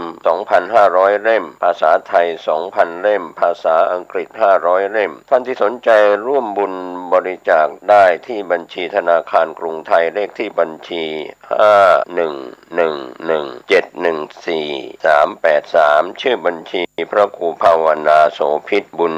ญวิสิทธิ์เมืองวงติดต่อสอบถามได้ที่พระครูภาวนาโสภิตฝ่ายปัจจนาด็อกเตอร์เจ้าอาวาสวัดบ้านเหล่าพระเจ้าตาเขียวอำเภอป่าซางเชียงใหม่โทร 0969521159 ได้ทุกวัน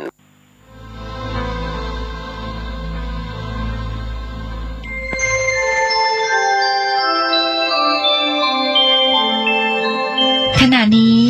ท่านกำลังฟังสถานีวิทยุกระจายเสียงคลื่นเพื่อการศึกษาพระพุทธศาสนาและวัฒนธรรมระบบ FM 104.5 เมกะเฮิรตซ์ออกอากาศณวัดฝายหินตำบลสุเทพอำเภอเมืองจังหวัดเชียงใหม่โทรศัพท์053-226-058-053-810-406-053-943-691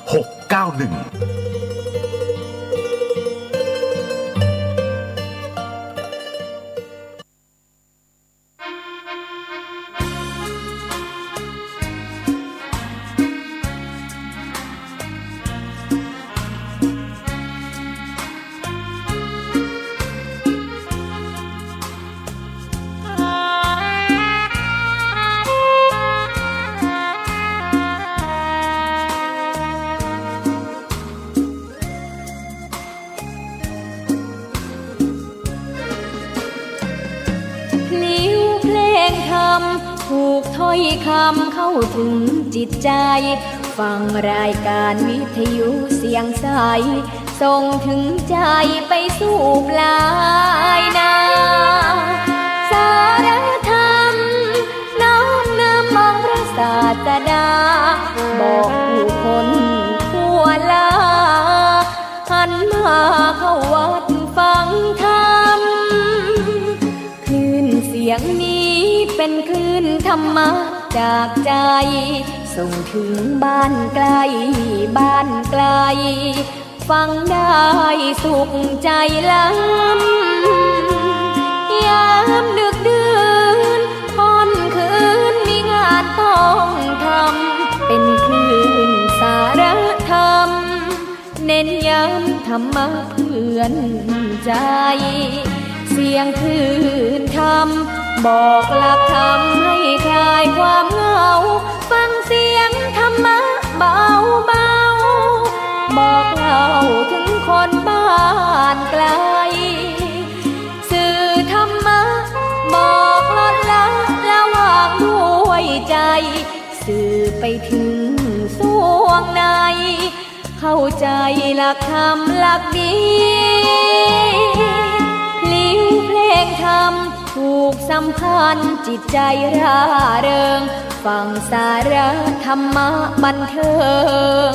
รื่นเริงในชีวิตยามวันว่างเดินทางไปเยี่ยมสถานีนัดพบกันน้องพี่วันนี้วันดีวันเสาร์สวดมนต์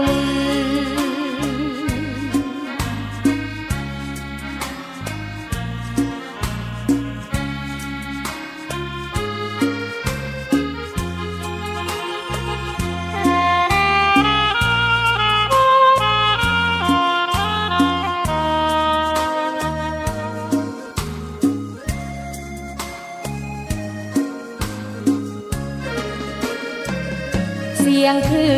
นธรรมบอกหลักธรรมให้คลายความเหงาฟังเสียงธรรมะเบาเบาบอกเล่าถึงคนบ้านไกลสื่อธรรมะบอกลดละระหว่างด้วยใจสื่อไปถึงสวงในเข้าใจหลักธรรมหลักดีลิ้วเพลงธรรมถูกสัมพันธ์จิตใจร่าเริงฟังสาระธรรมะบันเทิงรื่นเริงในชีวิตยามวันว่างเดินทางไปเยี่ยมสถานีนัดพบกันน้องพี่วันนี้วันดีวันเสาร์สวดมนต์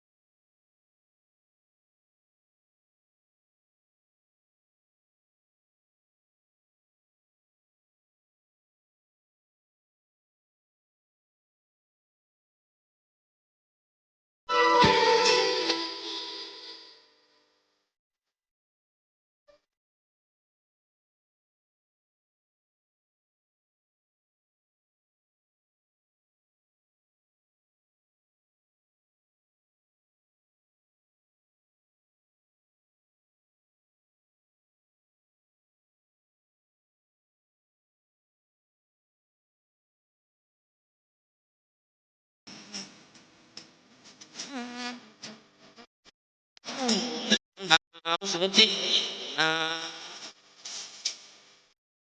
แม่ตา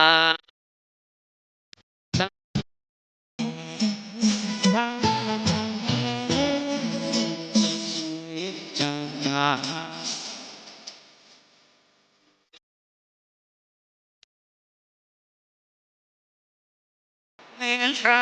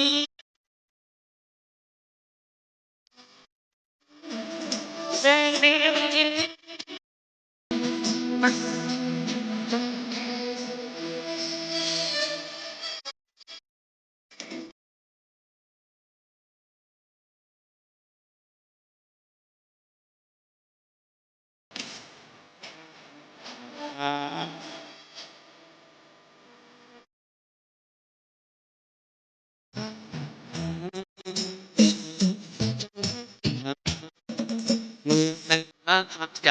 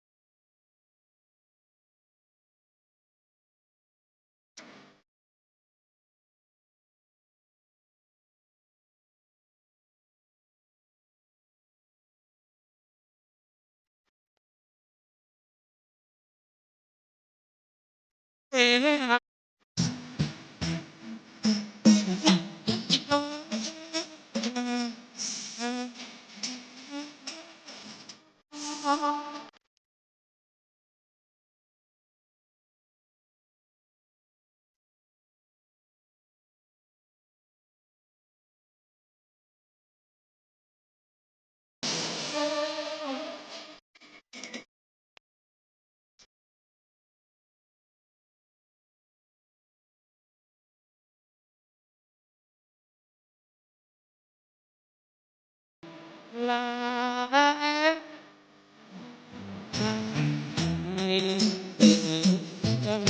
จากลาที่ก่อน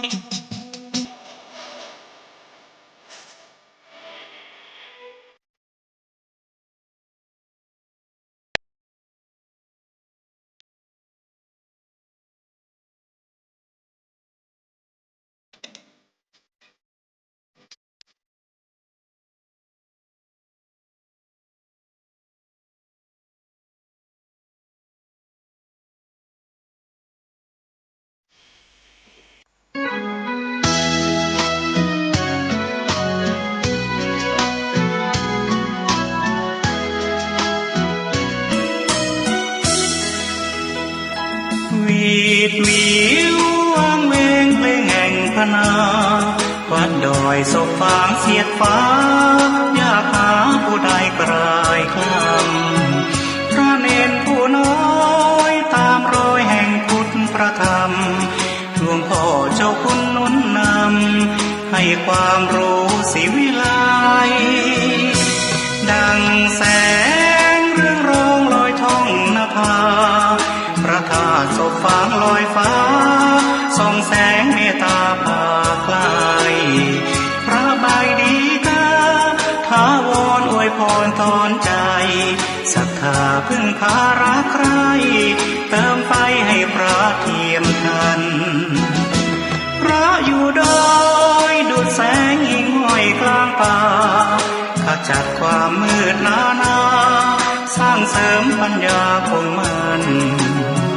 ศรัทธาหน้าที่พร้อมพลีสุขสารพันพระศาสดายึดมั่นความใฝ่ฝันนั้น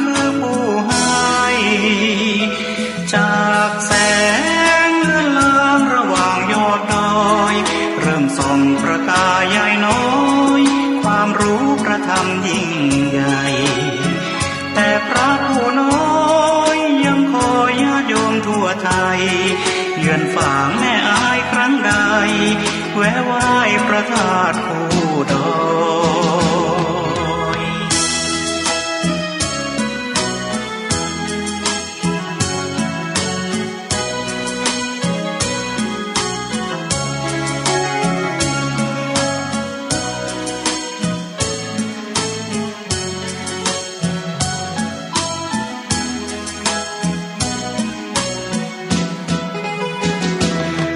อยู่ดอยดูดแสงหิ่งห้อยกลางป่าขจัดความมืดหนาสร้างเสริมปัญญาคงมันศรัทธาหน้าที่พร้อมพลีสุขสารพันพระศาสดายึดมั่นความใฝ่ฝันนั้นคือผู้ให้จากแสงเลื่อนลางระหว่างยอดดอยเริ่มส่องประกายใหญ่น้อยความรู้ประธรรมยิ่งใหญ่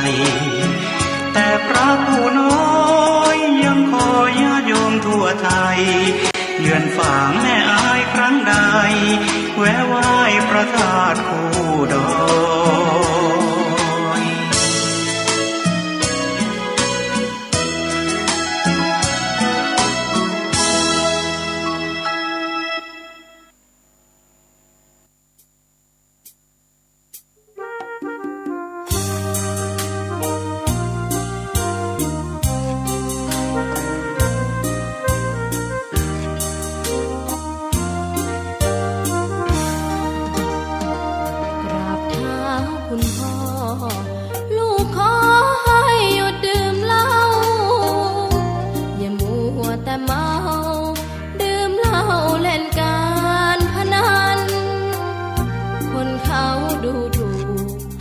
ว่าพ่อขี้เกียจทำงานชาวบ้านรังเกียจเดียดฉันต่างประจานคุณพ่อสิ้นดีสงสารคุณแม่ลำบากแท้หาเงินมาให้ได้มาเท่าใดพ่อใช้จนหมดไม่มีขัดสนจนยากลำบากคนแค้นเต็มทีอนาคตของลูกริบหรี่ความหวังที่มีมืดมนพ่อดื่มสุราเหมือนกินน้ำตาของแม่พ่อจะฐานะเราแย่หากไม่แก้ความจนแม่เตือนพ่อด่าตบตีแม่จนชอกช้ำระกำมองมนซ้ำถูกคนเขานินทากราบเท้าคุณพ่อลูกขอให้หยุดดื่มเหล้าหากมัวแต่เมาคนเขาย้ำหมิ่นเรื่อยมากลับตัวเสียใหม่กลับใจมาพัฒนาพ่อจะมีคุณค่าเลิกดื่มสุรา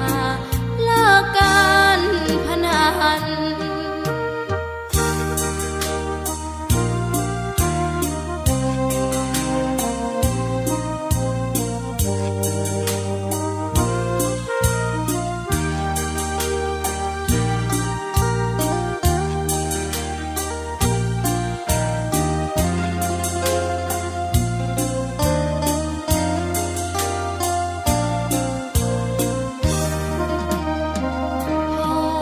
ดื่มสุราเหมือนกินน้ำตาของแม่พ่อจะฐานะเราแย่หากไม่แก้ความจนแม่เตือนพ่อด่าตบตีแม่เสียจนชอกช้ำระกำมองมนซ้ำถูกคนเขานินทากราบเท้าคุณพ่อลูกขอให้หยุดดื่มเหล้าหากมัวแต่เมาคนเขาย้ำหมิ่นเรื่อยมา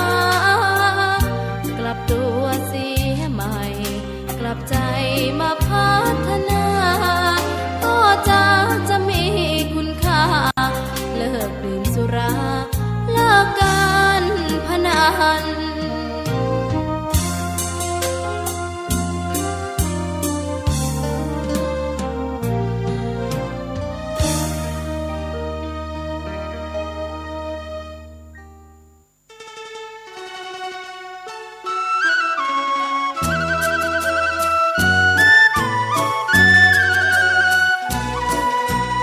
ความเจริญมั่นคงอยู่ที่ความเสียสละอดทนมั่นคงแข็งแรงแสวงหาความรู้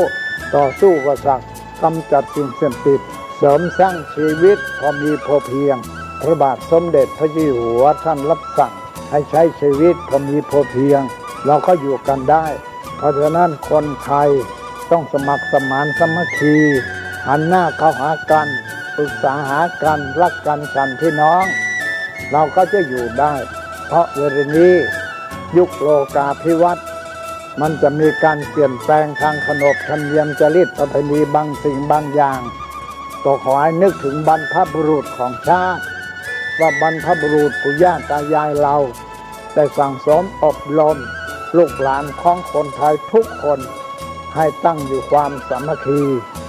มีความสมัครสมานกลมเกลียวเมตตาปราณีเอื้ออารีเอื้ออาทรในราชการเวลานี้ประเทศชาติของเราก็เจริญมั่นคงเพราะเหตุว่าคนไทยรวมน้ำจิตน้ำใจกันสร้างสรรค์ความเจริญงอกงามเพื่อความเจริญงอกงามแก่ชาติพระพุทธศาสนาสำนักงานของพระมหากษัตริย์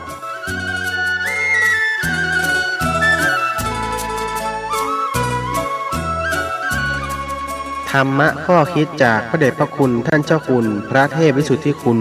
ด้วยความปรารถนาดีจากสถานีวิทยุพระพุทธศาสนาคลื่นธรรมะเพื่อประชาชน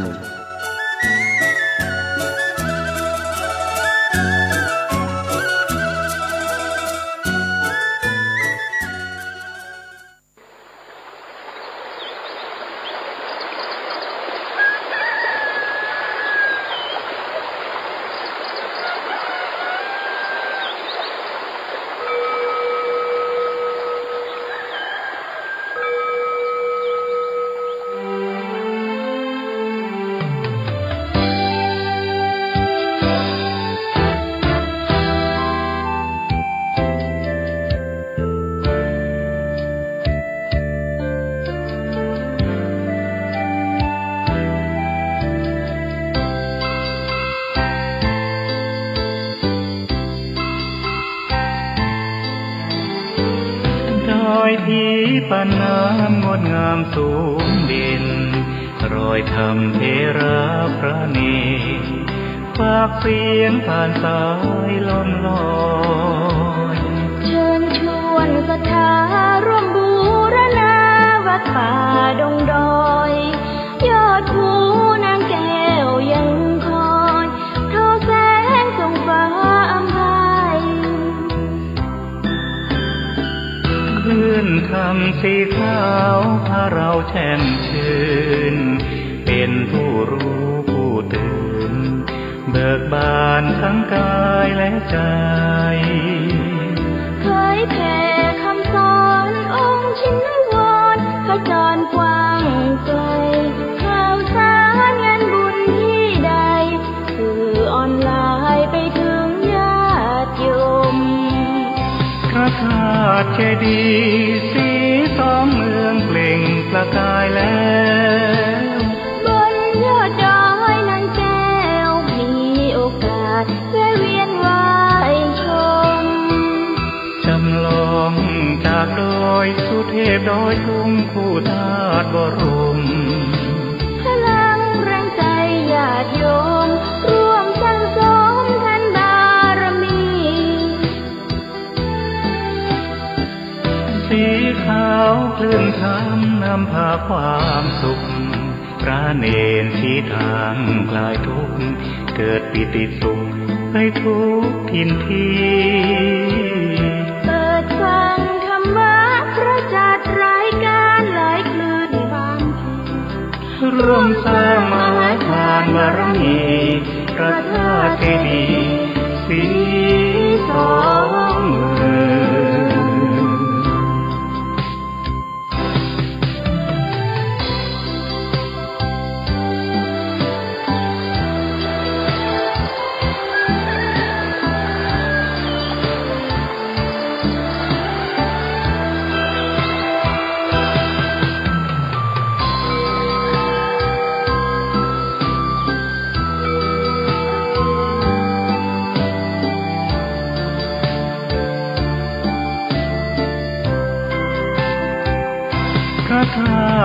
ดีย์สี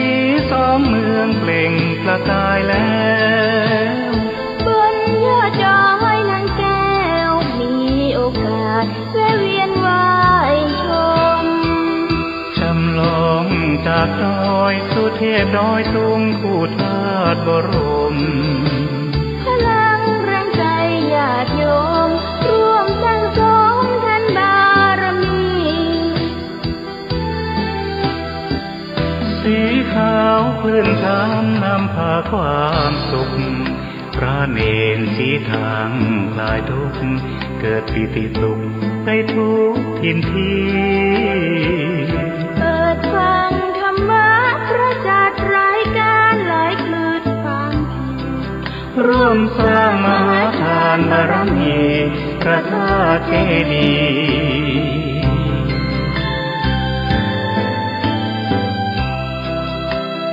สีสองเมื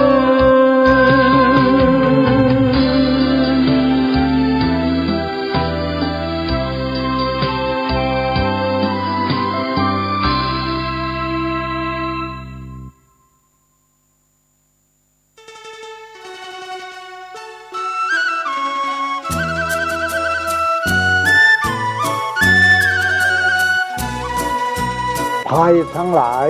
ที่ผ่านพ้นไปนั่นสุขบ้างทุกข์บ้างมันเป็นธรรมชาติของชีวิตแต่ขอทั้งวัดทั้งบ้านทั้งราชการทั้งโรงเรียนครูบาอาจารย์ได้สมัครสมานสามัคคีกลมเกลียวอย่าแตกความสามัคคีกันรู้รักสามัคคีประสานกายใจกันไว้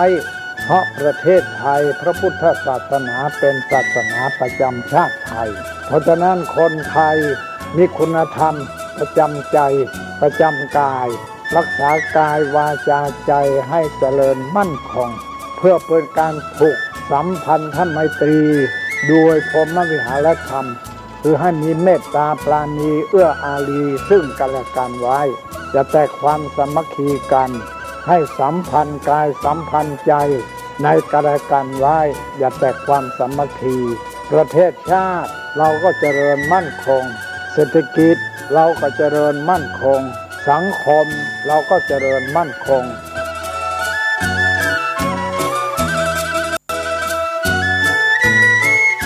ธรรมะข้อคิดจากพระเดชพระคุณท่านเจ้าคุณพระเทพวิสุทธิคุณด้วยความปรารถนาดีจากสถานีวิทยุพระพุทธศาสนาคลื่นธรรมะเพื่อประชาชน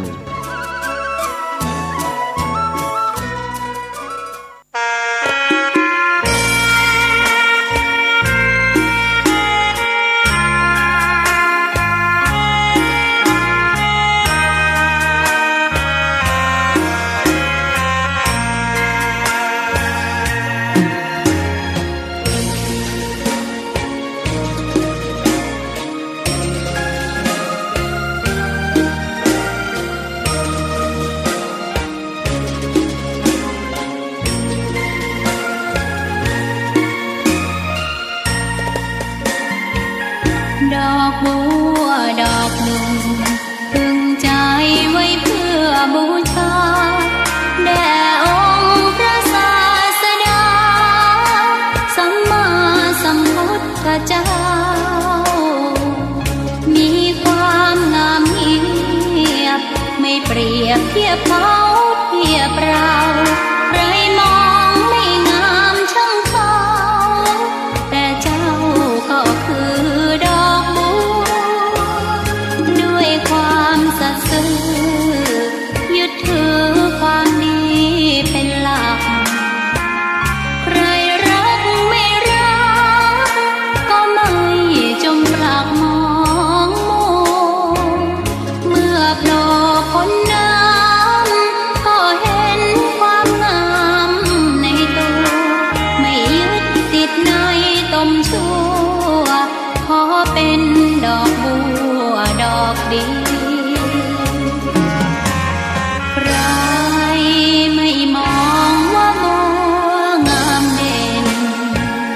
แต่บัวก็เป็นดอกบัวทุกวันอย่างนี้ไม่อยากเด่นดังแต่มุ่งหวังในทางเด่น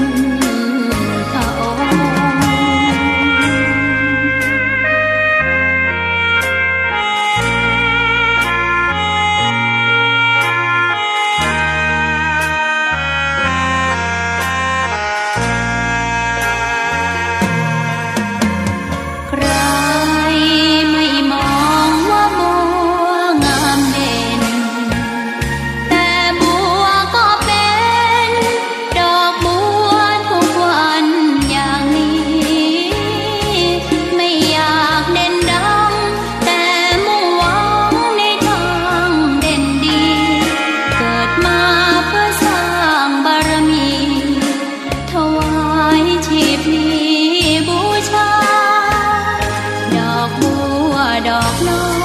ยเฝ้าคอยคนที่ใจบุญมาโอบเอื้อเพื่อคุณรู้ค่าของบุญเก็บบัวขึ้นมาเพื่อสร้างความดีและเสริมบารมีดังว่าใช้ดอกบัวนี้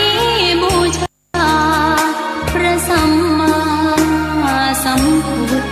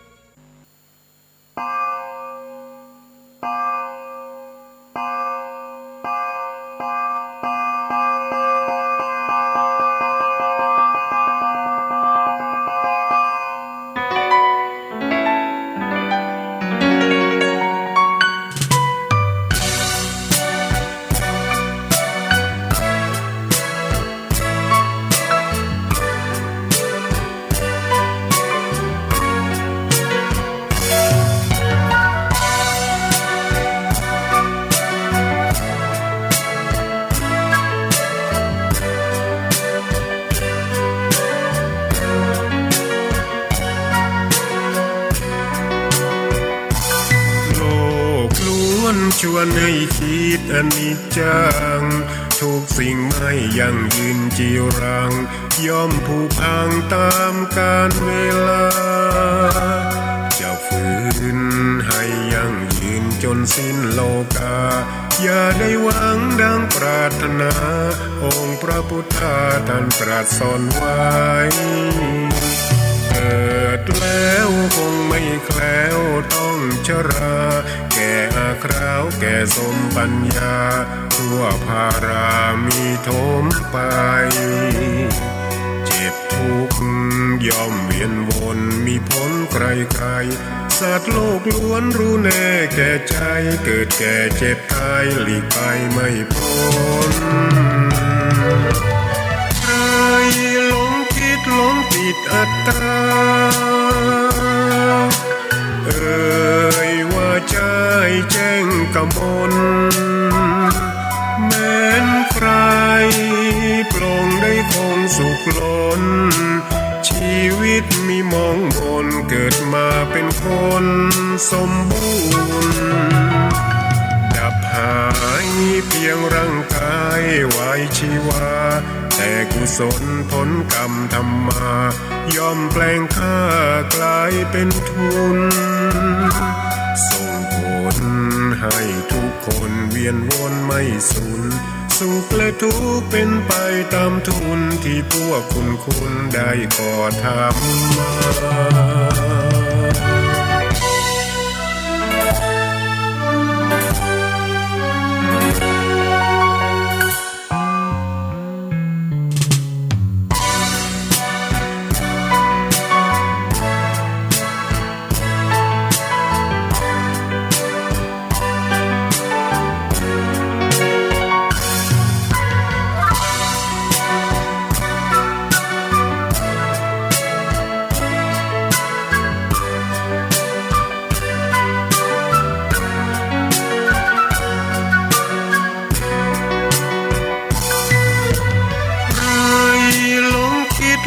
ปิดอัตตาว่าใจแจ้งกมลแม้นใคร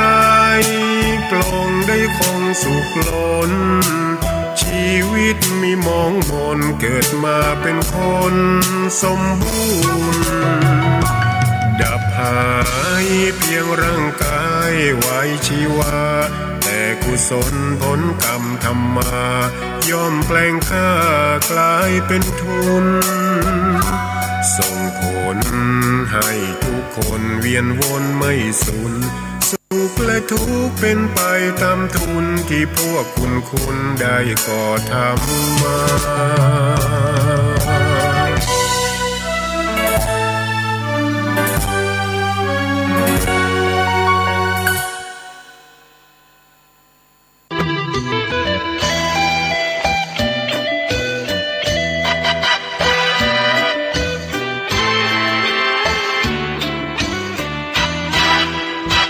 ไหว้พระทำบุญกุศลเพิ่มพูนหนุนนำจิตใจพุทธศาสตร์ชาติไทยเป็นหลักยึดใจหญิงชายนายนางมงคลมากมีกุศลมากมายสายธรรมส่องทางให้ดวงจิตสว่างด้วยพระธรรมคำสอนเชิญชวนพี่น้องไม้มุ่งสู่ทางรุ่งเรืองทั้งรอบนอกในเมืองทั่วแคว้นแดนดอนมาวัดพระสิงห์ทำบุญไหว้พระขอพรได้ความสุขใจทุกขั้นตอนไหว้พระขอพรเสริมดวงชะตาขอเชิญท่านมาวัดพระสิงห์วรมหาวิหารอยู่ที่ถนน3 ล้านผู้คนรู้จักกันที่นั่นและนาศูนย์การเรียนรู้ของพระนิสิตและนักศึกษาแหล่งท่องเที่ยวนานมา1 ใน 10ที่ว่าใต้ฟ้าเมืองไทยมาเที่ยวล้านนาอย่าลืมแวะมาที่วัดพระสิงห์ท่านจะสุขใจยิ่งมาสู่เวียงพิงหรือเมืองเชียงใหม่ไหว้พระขอพรวัดพระสิงห์ยิ่งอุ่นใจจิตเบิกบานผ่องใสพ้นทุกข์พ้องภัยโชคชัยมากมี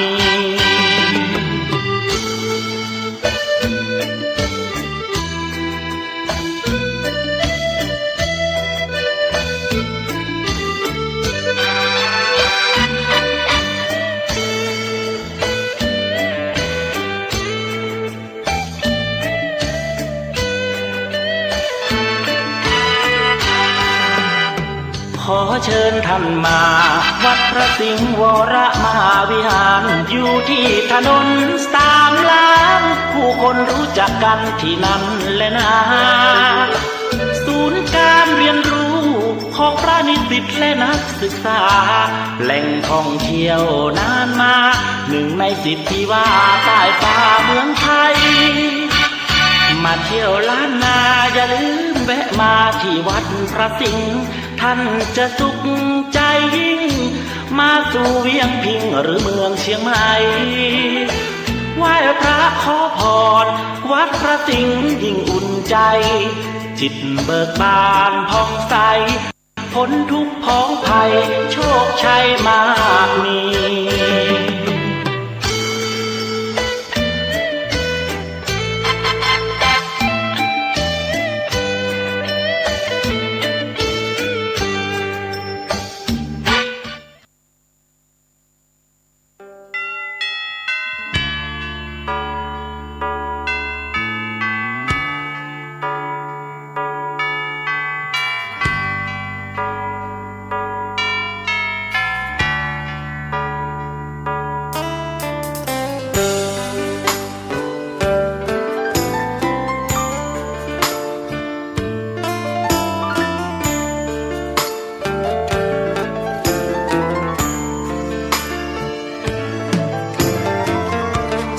ชวนทุกท่านเข้าวัดเข้าวา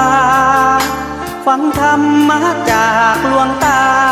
เสริมชีวาให้สุขสดใสยึดมั่นหลักธรรม